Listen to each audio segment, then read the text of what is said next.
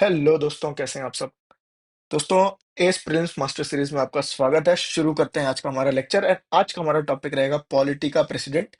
दोस्तों, जैसा कि मैंने प्रॉमिस किया था कि मैं कॉन्सेप्ट प्लस एमसीक्यू लेके आऊंगा कि एटलीस्ट आप अगर एक बार कॉन्सेप्ट ढंग से क्लियर कर लो तो एक कॉन्सेप्ट से आप कम से कम 50 से 60 क्वेश्चंस की प्रैक्टिस कर सकते हो। जो एमसीक्यूज आज मैं लेके आ रहा हूँ वो अभी घटना चक्र से हैं, बट मैं प्रॉमिस करता हूँ कि मैं इसका डाइवर्सिटी बहुत जल्द बढ़ाऊंगा। ठीक है, तो शुरू करते हैं आज का लेक्चर। देखो, प्रेसिडेंट में अगर हम देखें तो मोटा मोटी हमको क्या क्या पता होना चाहिए। तो आर्टिकल्स पता होने चाहिए, इनका इलेक्शन का तरीका पता होना चाहिए, ठीक है, इनका इम्पीचमेंट का प्रोसेस पता होना चाहिए, इनके पावर्स पता होने चाहिए। पावर्स कैसे? तो लेजिस्लेटिव, फाइनेंशियल, इमरजेंसी में क्या क्या प्रोविजंस हैं, एंड और भी कई सारे पावर्स हैं। देन वीटो, कितने टाइप के वीटो होते हैं, क्या वीटो होते हैं, वो होते हैं। तो मेरा ये कोशिश रहेगा भाई कि ये आपके दिमाग में इस तरीके से फिट कर दूं कि आपको कुछ और देखने की जरूरत ही ना पड़े, या अगर आप लक्ष्मीकांत पढ़ रहे हैं तो लक्ष्मीकांत एक बार में आपको मजेदार तरीके से समझ आएगा। सो ये मेरा टारगेट है। शुरू करते हैं आज का लेक्चर। तो देखो, प्रेसिडेंट ऑफ इंडिया की जो शुरुआत होती है वो आर्टिकल 52 से होती है। 52 से लेके 55 तक प्रेसिडेंट होंगे, फिर उनका एग्जीक्यूटिव पावर कितना होगा, इस तरीके से अलग अलग चीजें लिखा हुआ है। 56 में बात करता है कि वो ऑफिस में कब तक रहेंगे, 57 में री इलेक्शन की बात करता है। मगर क्वालिफिकेशन की जो शुरुआत होती है 58 से होती है। तो कई बार क्या होता है, लोगों के दिमाग में कॉमन सेंस जाता है ना कि 52 है तो हो सकता है 52 में होगा, नहीं तो 53 में होगा। बट क्वालिफिकेशन की जो बात है दोस्त, वो आर्टिकल 58 में लिखी है। क्या लिखा है क्वालिफिकेशन? भारत का नागरिक होना चाहिए। भारत का नागरिक कौन से आर्टिकल से है भाई? याद रखना, आर्टिकल 5 से लेके 11 तक जो आर्टिकल सिटीजनशिप की जो रिक्वायरमेंट है उसके हिसाब से होना चाहिए। दूसरा लिखा है 35 साल की एज होना चाहिए। साथ ही साथ इसकी जो क्वालिफिकेशंस हैं, यानी अर्हताएं हैं, वो लोकसभा का सदस्य चुनने लायक होनी चाहिए। साथ ही साथ ऑफिस ऑफ प्रॉफिट नहीं हेल्ड करना चाहिए। ऑल्दो कोई भी व्यक्ति अगर सिटिंग एमपी या एमएलए है और वो इलेक्शन में लड़ता है तो दे कैन फाइट, बट जिस दिन से उनका इलेक्शन कंप्लीट हो जाता है उसी दिन से उनको अपनी कुर्सी छोड़नी होती है। एक बार ये भी सवाल पूछा गया है।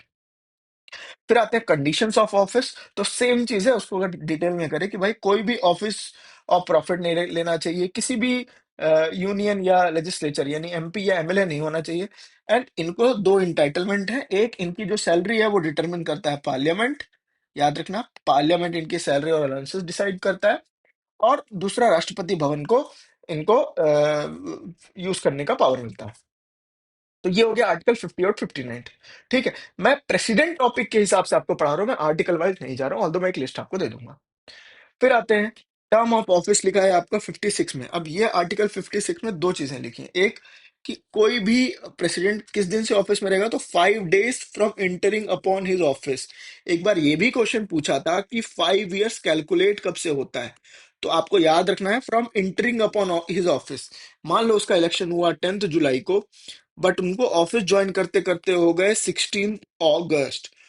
तो वो 16 अगस्त से लेकर के नेक्स्ट जो 5 साल वाला 15 अगस्त होगा, तब तक ये एलिजिबल होंगे। जैसे मान लो अगर ये 19 में इलेक्शन होता तो 15 अगस्त 24 तक होता। कई बार इस टाइप के भी सवाल पूछे, इसलिए मैं इतना आपको एग्जांपल लेके बता रहा हूँ।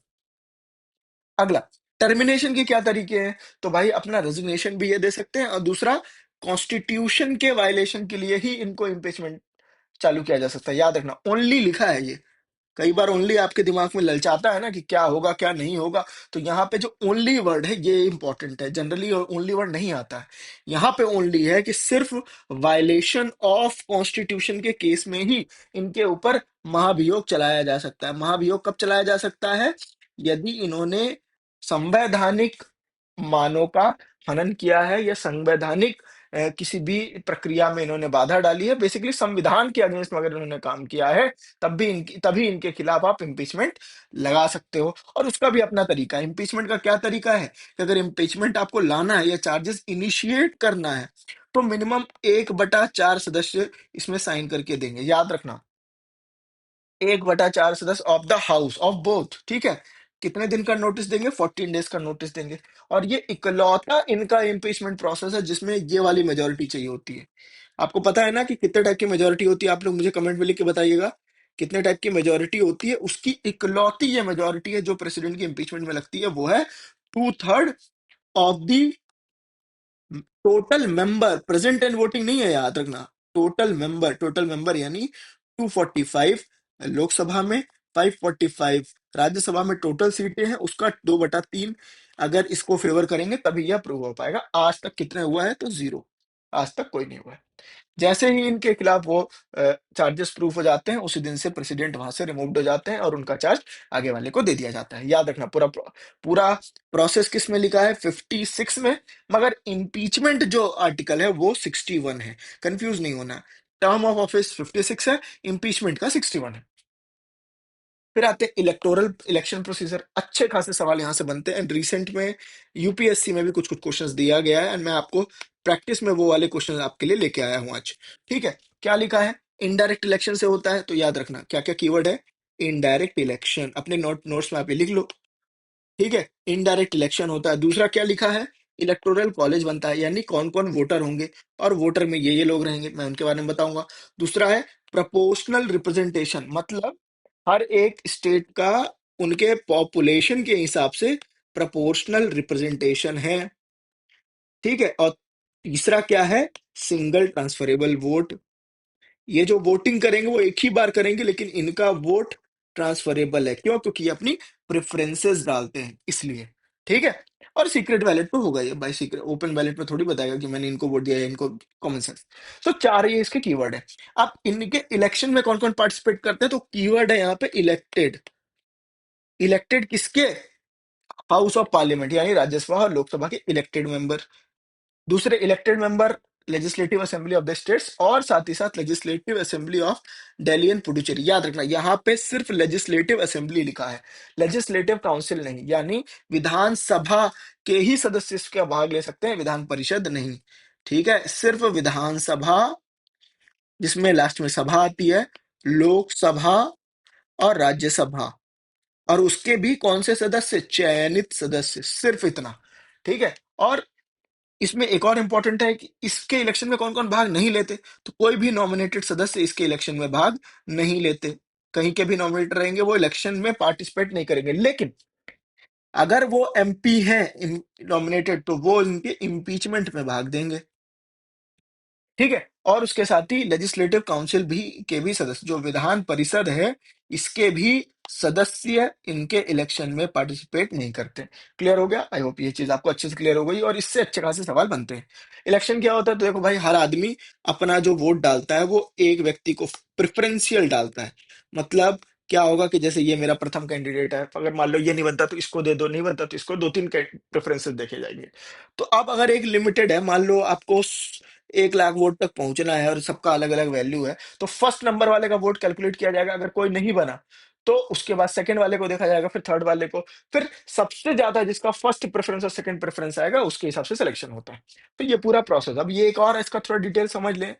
तो अगर हम इनका नॉमिनेशन की बात करें, अगर मान लो किसी को इलेक्शन में पार्टिसिपेट करना है, तो पहले ये कंडीशन नहीं थी, ये बाद में ऐड की गई है कि 50 इलेक्टर इसके प्रपोजर होने चाहिए और 50 इलेक्टर इसके सेकेंडर होने चाहिए। अभी इलेक्टर कौन से हैं? इलेक्टर यानी वो जो मैंने आपको तीन बताए। कौन से? इलेक्टर एमपी हो सकता है, इलेक्टर एमएलए हो सकता है नॉर्मल स्टेट्स का, या दिल्ली या पुदुचेरी का। ये तीनों में से 50 और 50 सदस्य अगर किसी व्यक्ति को मनोनीत करते हैं, तो वो व्यक्ति इलेक्शन लड़ने के लिए चयनित हो जाएगा। फिर उसके बाद आगे बात करते हैं। अब इसमें एक वैल्यू ऑफ वोट भी है। वैल्यू ऑफ वोट में याद रखना, एमपीज का तो सेम है कि total number of votes assign to the electoral member of state assembly divided by elected member. मोटा मोटी जो बात है कि एमपी चाहे वो लोकसभा या राज्यसभा के हो, मोटा मोटी उनका जो वोट है वो सेम आता है, क्योंकि elected member of state assemblies के कंपैरिजन की बात किया गया है और बोथ हाउसेस को मर्ज कर दिया गया है। इसीलिए लोकसभा और राज्यसभा के सदस्यों के वोट का जो मान है वो समान होगा। लेकिन स्टेट्स में ऐसा है कि total population divided by total number of seats into 1000 है। यानी इसमें जो रेशियो काम करता है वो करता है पॉपुलेशन बाय सीट का। यानी अगर मान लो पॉपुलेशन आपकी ज्यादा है तो आपके, और आपकी सीट कम है, तो आपका वोट वैल्यू ज्यादा होगा। लेकिन ज्यादातर तो क्या होता है, सीट्स ही ज्यादा होती है, क्योंकि पॉपुलेशन तो आपने 1971 में फ्रीज कर रखी है। तो सीट्स जिसकी ज्यादा, उसके वोट की वैल्यू उतनी कम। ठीक है, इतना सिंपल सा ये तरीका है, और ये उसका फॉर्मूला है भैया कि कैसे निकालते हैं। ठीक है। सो अगर अब आपको क्लियर क्या हुआ, एमएलए में रेशियो क्या काम करता है, पॉपुलेशन बाय सीट का, और एमपी में क्या काम करता है, सेम प्रोसेस है, बस इसमें एमएलए अपॉन एमपी होता है। ठीक है, इसका भी क्या होता है, एमएलए अपॉन एमपी, मगर एमपी में दोनों इंक्लूड हो गए, लोकसभा और राज्यसभा दोनों इंक्लूड हो गए, इसलिए लोकसभा और राज्यसभा के वैल्यूज में, वोट के वैल्यूज में अंतर नहीं होता है। आई होप ये चीज आपको क्लियर हो गई होगी। अब चलते हैं वैकेंसी। तो वैकेंसी दो तरीके से हो सकती है। कैसे, या तो उनका टर्म एक्सपायर हो जाए, या वो उनकी मृत्यु हो जाए, रिजाइन कर दें, इम्पीचमेंट के द्वारा निकाल दिया जाए, कोई भी रीजन हो सकता है, या उनकी तबीयत खराब है, या देश से बाहर है। तो उस समय पे प्रेसिडेंट कौन होगा, तो पहले होंगे वाइस प्रेसिडेंट। अब अगर वाइस प्रेसिडेंट भी नहीं है, तो वाइस प्रेसिडेंट की जगह आ जाते हैं सीजेआई। याद रखना, पहले नंबर पे प्रेसिडेंट, प्रेसिडेंट नहीं बने वाइस प्रेसिडेंट नहीं बने तो सीजेआई। सिंपल है, एकदम सिंपल, और कोई डाउट नहीं। जैसे ही नया वाला आ जाएगा तो वाइस प्रेसिडेंट हट जाएंगे। जिस समय से वाइस प्रेसिडेंट प्रेसिडेंट के चार पे चले जाते हैं, तो उनको सारी चीजें वो मिलती है जो प्रेसिडेंट को मिलती है। एकदम क्लियर रहे। अब आते हैं पावर्स एंड फंक्शंस की। तो देखो, एग्जीक्यूटिव पावर का सबसे बड़ा आर्टिकल है 53। एग्जीक्यूटिव का मतलब क्या है, कि कोई भी एग्जीक्यूटिव एक्शन होता है, यानी कोई स्कीम आ रही है, कोई अप्रूवल हो रहा है, जिसमें भी मंत्री नेता जो भी काम करते हैं, वो सबके सब प्रेसिडेंट के अंतर में ही काम करते हैं। राइट। तो प्रेसिडेंट को क्या लिखा गया है, कि वो अपने तहत अपने सबॉर्डिनेट्स के थ्रू कराते हैं, थ्रू ऑफिसर सबॉर्डिनेटेड, यानी काउंसिल ऑफ मिनिस्टर, जो मंत्रिमंडल है उसको ये चुन लेते हैं और उनसे वो काम कराते हैं। आखिरी साइन किसका होता है, प्रेसिडेंट का होता है। तो जो भी काम हो रहा है वो सब इनको क्रेडिट मिलता है। साथ ही साथ कोई भी होता है इन्हीं के नाम पे होता है। इवन प्राइम मिनिस्टर का अपॉइंटमेंट ये करते हैं, attorney general, CAG, chief election commissioner, other election commission, UPSC, governor, members finance commission के। साथ ही साथ कोई भी इंफॉर्मेशन ये पीएम से ले सकते हैं। मतलब ये अच्छा खासा इनको पावर दिया गया है। साथ ही साथ SC ST, national backward commission, कोई भी बॉडी है उसके जो प्रेसिडेंट चेयरमैन होते हैं, उनका अपॉइंटमेंट प्रेसिडेंट करते हैं। साथ ही साथ ये इंटर स्टेट काउंसिल का भी करते हैं। साथ ही साथ ये यूटीज में डायरेक्टली एडमिनिस्ट्रेटर्स का अपॉइंटमेंट करते हैं। तो ये एग्जीक्यूटिव पावर हो गई। इसके बाद आते हैं लेजिस्लेटिव पावर। तो लेजिस्लेटिव पावर में पहला तो ये तो पार्लियामेंट को भी बुला सकते हैं, जॉइंट सिटिंग के लिए बुला सकते हैं, प्रेसिडेंट कभी भी पार्लियामेंट को एड्रेस कर सकते हैं। साथ ही साथ हाउस ऑफ पार्लियामेंट को पेंडिंग बिल को लेकर के कोई अपनी चिंता जता सकते हैं। इवन मनी बिल के लिए भी इनके पास आता है। साथ ही साथ किसी भी बिल पे ये जब सब जगह से पास हो जाता है, तो इनके पास आता है असेंट देने के लिए। स्टेट लेजिस्लेचर में भी कई बार हो जाता है, जब अगर अगर सपोज करिए 201 आर्टिकल जो है जिसमें गवर्नर इनके पास भेजते हैं, तो इस तरीके के जो भी चीजें हैं ये इनके आती है लेजिस्लेटिव पावर में। और लेजिस्लेटिव पावर का सबसे बड़ा भाई है वो है आर्टिकल 23, कि कोई भी लॉ बनाने के लिए ये सीधे सीधे इसको उठा सकते हैं, कि अगर मान लो इनको पार्लियामेंट की जरूरत ही नहीं है, he can act and make any of the law, but इसमें 6 मंथ प्लस 6 वीक्स तक ही वैलिड है, या 6 weeks from the first date of sitting of this parliament तक ही वैलिड है। सिंपल है, कोई डाउट, चलिए आगे बढ़ते हैं। अब आते हैं अदर पावर्स में। फाइनेंशियल पावर है, ये है कि भैया एक तो ये फाइनेंशियल कमीशन को ये खुद अपॉइंट करते हैं, जो कि vertical and horizontal distribution of corpus को करता है। साथ ही साथ मनी बिल के लिए यही रिकमेंड करते हैं। इनके रिकमेंडेशन के बिना मनी बिल जा नहीं सकता, इसीलिए मनी बिल को ये वापस भेज नहीं सकते। अगर हम इनके लिमिटेशंस की भी बात करें, बजट इनके तरफ से आता है, डिमांड ग्रांट इनके बिना कोई अप्रूव नहीं कर सकता। साथ ही साथ कंटीजेंसी फंड, जो कि अभी हमारा 500 करोड़ रुपया है, उसको ये निकलवा सकते हैं। जुडिशियल पावर अच्छा खासा है इनके पास। आर्टिकल 72 के तहत pardon, reprieve, respite, रेमिशन and commutation. Pardon यानी माफ कर देना, रिप्राइव का मतलब स्टे लगा देना, अगर रिस्पाइट है तो अगर मान लो छोटा दे देना, अगर रेमिशन है तो मान लो पीरियड ऑफ सेंटेंस को कम कर देना। भले जैसे मान लो किसी को उम्र कैद है, तो कैद की सजा अगर मान लो 21 साल है, उसको 20 साल कर देना, 18 साल कर देना, 15 साल कर देना। एंड कम्यूटेशन का मतलब है कि उम्र कैद की जगह कुछ और कर दिया, एक टाइप की जगह कुछ और कर दिया। ठीक है। डिप्लोमेटिक पावर्स क्या होता है, तो कोई भी भारत अगर इंटरनेशनल रिलेशंस बनाता है, तो उसके लिए आपको सिर्फ प्रेसिडेंट का ही साइन चाहिए। साथ ही साथ इमरजेंसी पावर्स आपको पता ही है, और इसको मैं अलग से क्लास भी लूंगा। 352, 356, 360 या 365, इन चारों को मैं अलग से बताऊंगा। ठीक है। और मिलिट्री पावर्स में ये सुप्रीम कमांडर होते हैं सारे डिफेंसेस के। साथ ही साथ ये डिक्लेयर वॉर कर सकते हैं with the approval of parliament. ठीक है, कोई डाउट? तो ये हो गए पावर्स। अब इनके पास तीन टाइप का वीटो है। पहला एब्सोल्यूट वीटो। एब्सोल्यूट वीटो का मतलब ये किसी भी बिल पे अपना असेंट नहीं दे सकते या रोक सकते हैं। जनरली ये किस पे करते हैं, प्राइवेट मेंबर बिल पे। कौन मुझे बताएगा व्हाट इज प्राइवेट बिल? ये आप लोग मुझे कमेंट करके बताइएगा, प्राइवेट बिल क्या होता है, ठीक है। सस्पेंसिव वीटो में क्या होता है, ये रिटर्न कर देते हैं कि भैया he can return the bill, ये आप रिकंसिडर करो। लेकिन याद रखना, अगर सस्पेंसिव वीटो वीटो में अगर इन्होंने कोई बिल रिटर्न किया है, प्रेसिडेंट ने बिल रिटर्न किया पार्लियामेंट को, प्रेस ने अगर बिल रिटर्न किया पार्लियामेंट को और पार्लियामेंट उस बिल को दोबारा अप्रूव करके भेज देता है, तो ये फिर इनको अप्रूवल देना पड़ता है। एकदम सिंपल, इस टाइप का फ्लोचार्ट बनाओगे दिमाग में जल्दी याद होगा। मगर एक और चीज इंपॉर्टेंट है कि प्रेसिडेंट इस जो बिल है, ये जो सस्पेंसिव वीटो है, इसको मनी बिल के लिए यूज नहीं कर सकते। कारण क्या है, क्यों नहीं कर सकते? मनी बिल आने के पहले ही इनसे अप्रूवल लिया गया, इन्होंने ही तो रिकमेंड किया है कि भैया मनी बिल लेके आइए या आप लेके जाइए, तो ये कैसे करेंगे? इसीलिए मनी बिल के लिए ये काम नहीं कर सकते। ओके, आगे बढ़ते हैं। अब आते हैं पॉकेट वीटो में। पॉकेट वीटो भाई बेस्ट पावर है, क्यों? क्योंकि कुछ मत करो, ले आओ अपने पास रख लो, कुछ मत करो, don't give anything. Don't give anything में क्या होता है कि आप रखे रहो, कॉन्स्टिट्यूशन में कोई डेज ही नहीं डिफाइंड है, याद रखना। पॉकेट वीटो के लिए कोई दिन नहीं डिफाइंड है, प्रेसिडेंट अपने पास बिल रख सकता है, बस इतना लिखा, कब तक? कभी नहीं लिखा।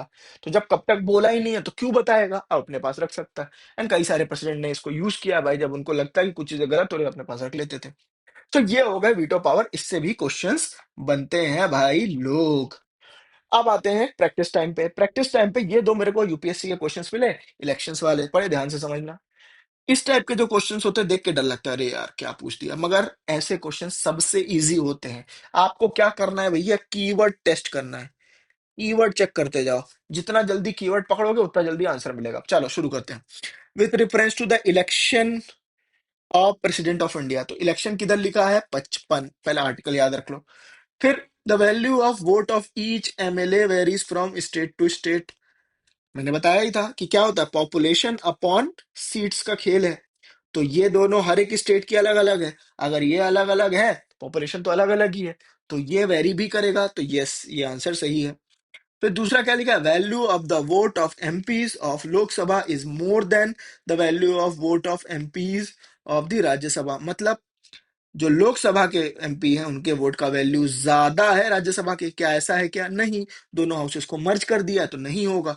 क्या पूछा है, which of the statement if any are correct, इसको भी हाईलाइट कर लेना भाई, कई बार मेरे से नॉट करेक्ट पे करेक्ट हो जाता है, करेक्ट पे नॉट करेक्ट हो जाता है। तो ये जो है, ये सारी चीजें इस तरीके से जैसे मैंने हाईलाइट किया, आप भी हाईलाइट करो सीधे क्वेश्चन पेपर में, और ट्राई करो कि आपसे गड़बड़ नहीं होगी। तो क्या है इसका आंसर? आंसर वन ओनली है। सेम चीज क्वेश्चन देखो, मैनर ऑफ इलेक्शन पे 5 साल के भीतर दूसरा सवाल आया यूपीएससी में, क्या पूछ रहा है फिर से, consider the following statement in respect of election to the president of India, the members nominated to either house of the parliament और legislative of are also eligible to be included in electoral college. मैंने क्या बोला था, सिर्फ elected हैं, ये गलत हो गया। Higher the number of elective assembly seats higher the value of this, भैया मैंने क्या बताया, पी बाई एस का रेशियो चलता है। अगर सीट ज्यादा होंगी तो वोट की वैल्यू क्या होगी, कम होगी। इनके बीच उल्टा रिलेशन है, तो ये स्टेटमेंट भी गलत हो गया। The value of vote of each MLA of Madhya Pradesh is greater than that of Kerala, तो भैया कैसे, मध्य प्रदेश की सीट तो ज्यादा है, केरला की सीट तो कम है, इसलिए ये भी गलत हो गया। अब उसके बाद आता है the value of vote of each MLA of Puducherry is higher than that of Arunachal Pradesh, हो सकता है क्यों? क्योंकि सीट की संख्या पुदुचेरी में कम है, अरुणाचल प्रदेश अपना बड़ा स्टेट है इसलिए ज्यादा हो सकती है। Because ratio of total population of total number एकदम एग्जैक्ट लिखा है, देखो पॉपुलेशन अपॉन सीट्स, तो इसका मतलब ये वाला आंसर सही है। क्या बोला था, how many of the statement are correct, only one, सिर्फ एक ही सही है।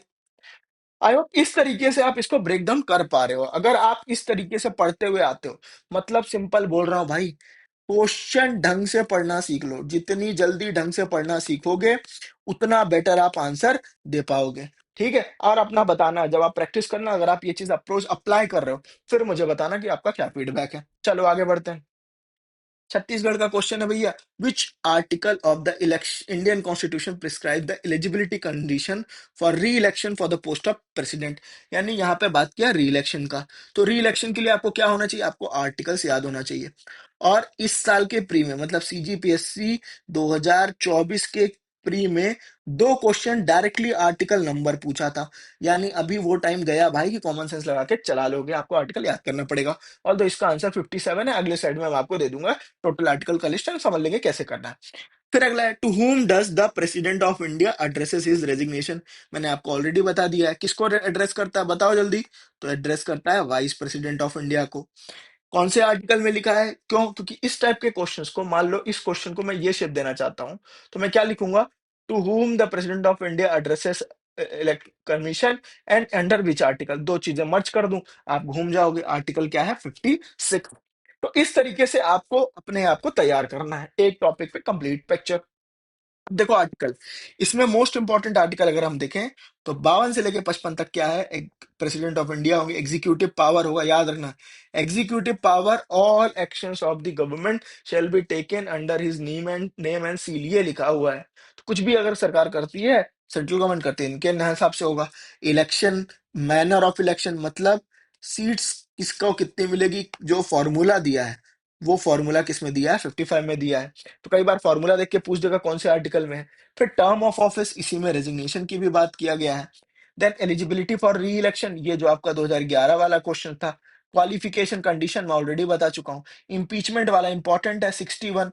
50 बार मैंने देखा है, अगर आप घटना चक्र निकाल तो 50 से ज्यादा क्वेश्चन है, डायरेक्ट इनडायरेक्ट, 61 61 61, चाहे 61 पूछ ले, चाहे 61 के बारे में पूछ ले, डायरेक्टली इनडायरेक्टली इसी के बारे में पूछा है।